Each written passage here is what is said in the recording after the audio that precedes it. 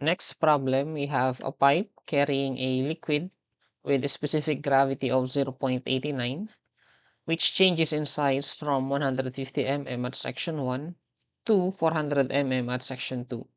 The pressures at section 1 and 2 are 90 kilopascals and 60 kilopascals respectively. And also, the section 2 is higher ng 3.5 meters from section 1 and the discharge is 150 liters per second. So, ang tinatanong po dito ay head loss and the direction of flow. I-drawing na lang po muna natin ang ating figure para mas ma-visualize. So, meron tayong isang pipe lang na nagbabago ang size. Siguro drawing na lang natin siya ng pag ganito.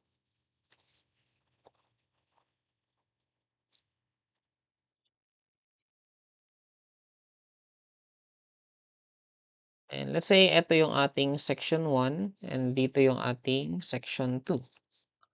Now, from the given, so ang ating diameter, lagyan na lang natin D1, D2, and then D1.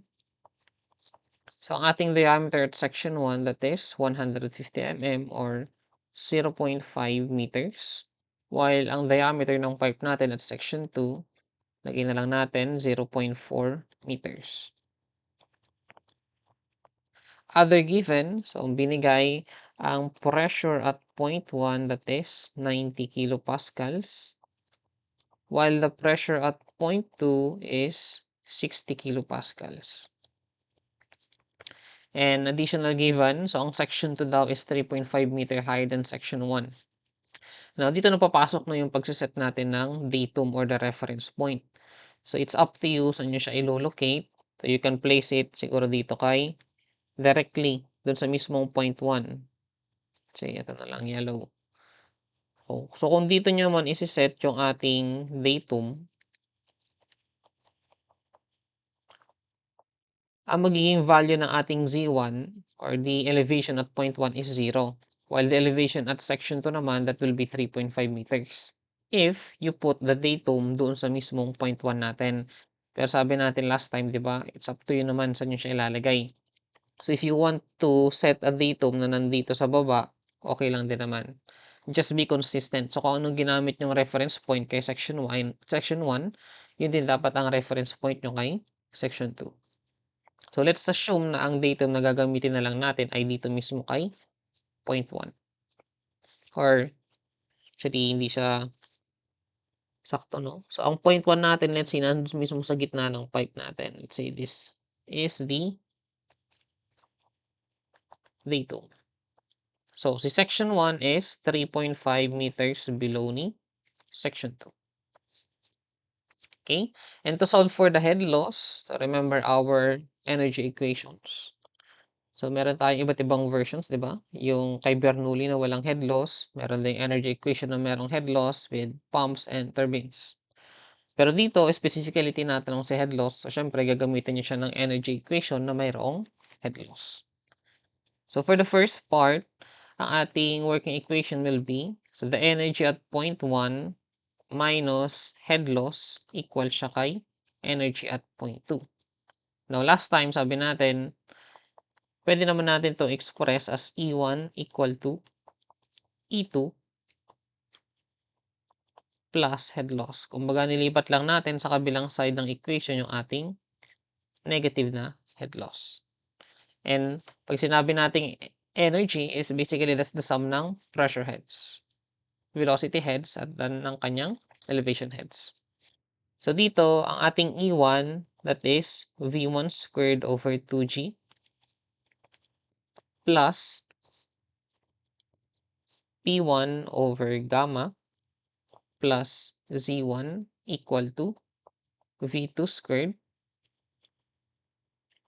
over 2G plus P2 over gamma plus Z2 plus the head loss.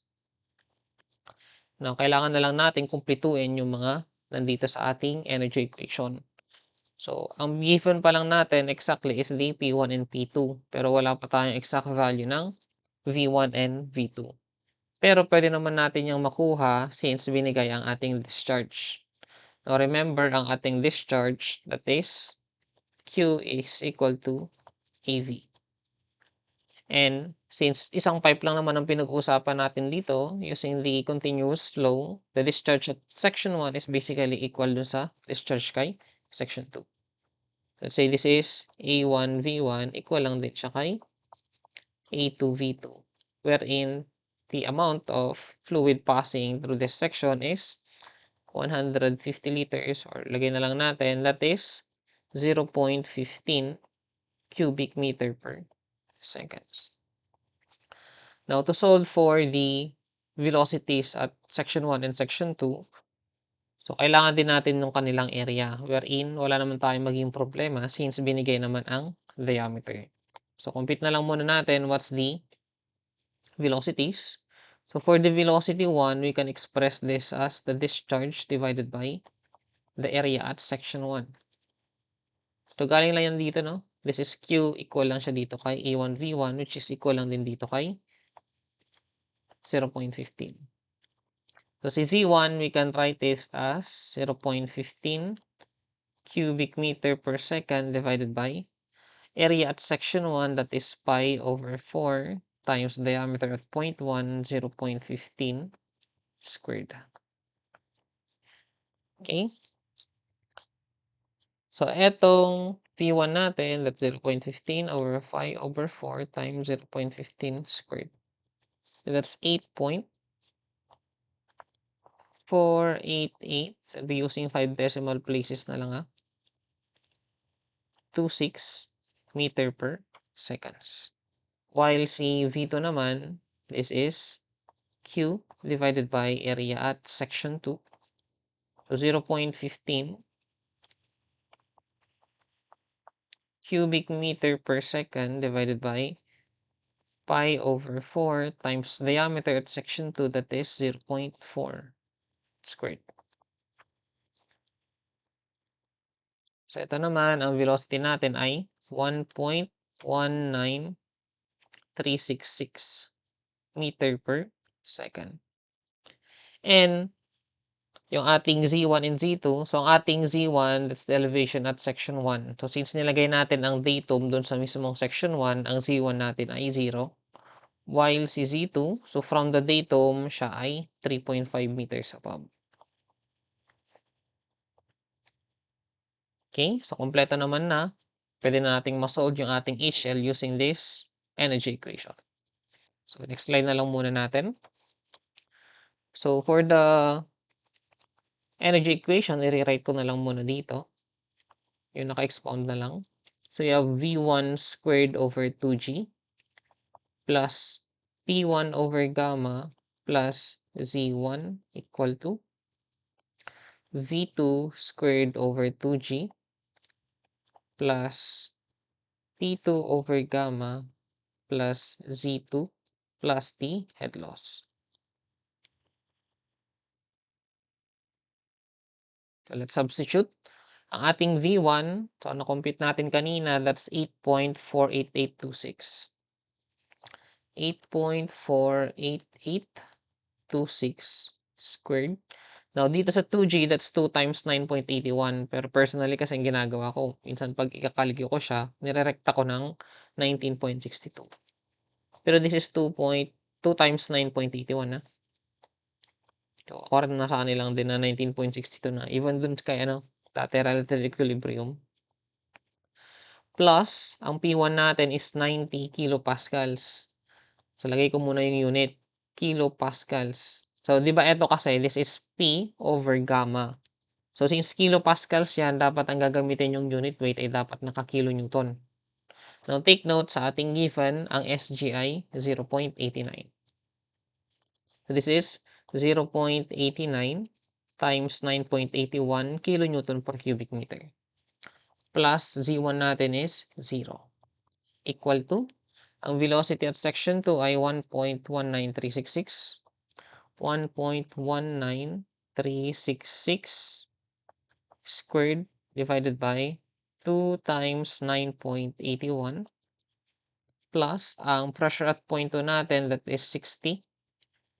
So, naka-kilopascals din po ito. So, divide natin ng naka-kilonewton per cubic meter na unit weight. That's 9.81. So, yun nandito sa baba, no, na gamma, hindi siya gamma ng water lagi. So, kung ano man yung binigay na liquid, so gamma ng liquid ang gagamitin natin. So, kaya 0.89 times 9.81 plus 3.5 and then plus the head loss. So, from this, pwede na nating isolve yung kanyang head loss. So, i-type ko lang.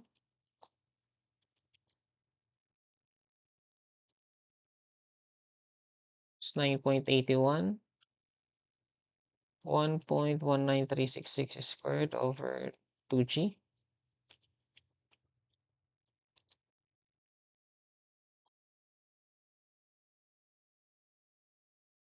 Ang ating head loss ay equal to 3.53575.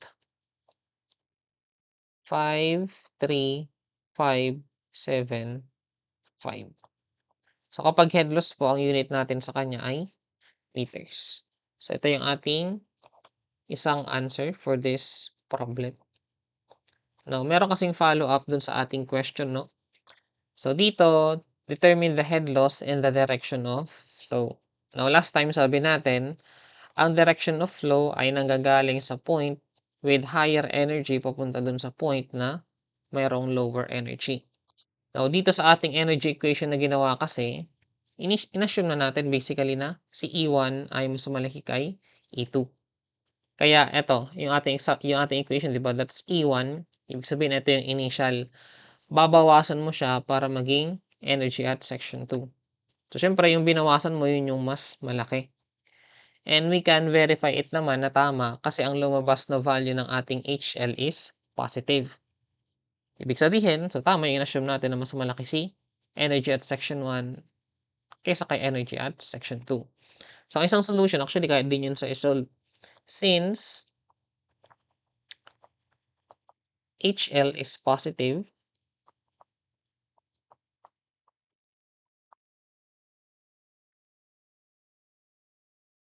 flow is from section 1 to section 2. Flow is from section 1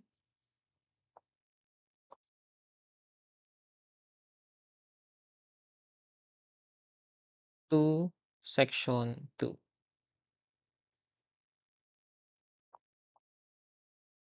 So, pwedeng kahit ganito na lang yung ating solution. Hindi naman siya solution actually, no? Pero more on the explanation lang. Pero if you want a solution, so pwede mo namang ipag-compare yung value ng E1 and E2. So, pwede mo siyang isolve separately. So, si E1, this is eto mismo. Kung ano yung equation na to, yan yung kabuuan ng E1. While eto naman, ito yung buong E2. So, pwede mo naman sila i-compute separately. So, ang ating E1, to solve nyo lang eto mismo. Ano yung value ng tatlong yan? 8.48826 squared over 19.62 plus 90 over 0.89 times 9.81. So, ang ating E1, that is 13.98052 meters. While si E2, so si E2 naman, ang ita-type mo is ito, 1.19366 squared over 19.62 plus 60 over 0.89 times 9.81 plus 3.5. So, yan naman ay 10.4476 meters. As you can see, si E1 is greater than E2. Therefore, ito yung ating conclusion. Flow is from section 1 to section 2. Now, kung isusubtract nyo naman itong dalawang value na to, ito rin yun mismo. Head loss. So, this is our answer for this problem.